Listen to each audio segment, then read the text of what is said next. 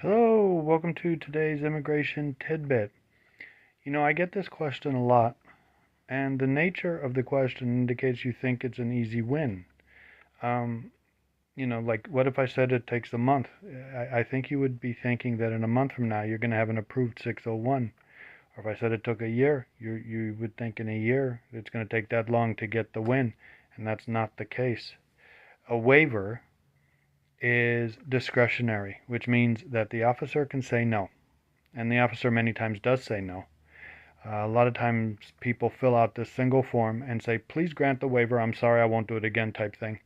And of course it gets denied. There's lots of elements for a successful waiver. When my firm does it, we do the attorney cover letter, declarations, affidavits, supporting psychological reports. We have all the evidence and the arguments, and each case is individualized. It's not a simple matter. I mean, you must realize that without a waiver being granted for someone who's inadmissible, they're not coming in. Okay? The waiver being granted is the door that opens, that allows the immigration process to continue. So without an approved waiver, you have nothing. So the waiver is more important than the petition itself.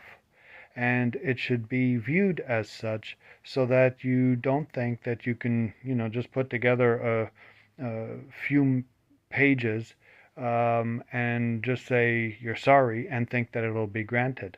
The waiver is an opportunity for someone who committed something making them inadmissible, whether it's fraud or a crime or unlawful presence or a myriad of different other things, to essentially say, look at the scale of the good and the bad and hopefully have enough arguments on the good side and enough arguments not on the bad side that will allow the officer to agree to issue the waiver. And by no means is it automatic. If it were automatic, all you'd have to do is take a form, click the boxes, and then send it in and just wait for them to say yes. So, I mean, to answer your question, waivers are taking a while, and it depends what jurisdiction you're in. It depends what time you are filing it. It depends whether it's filed here.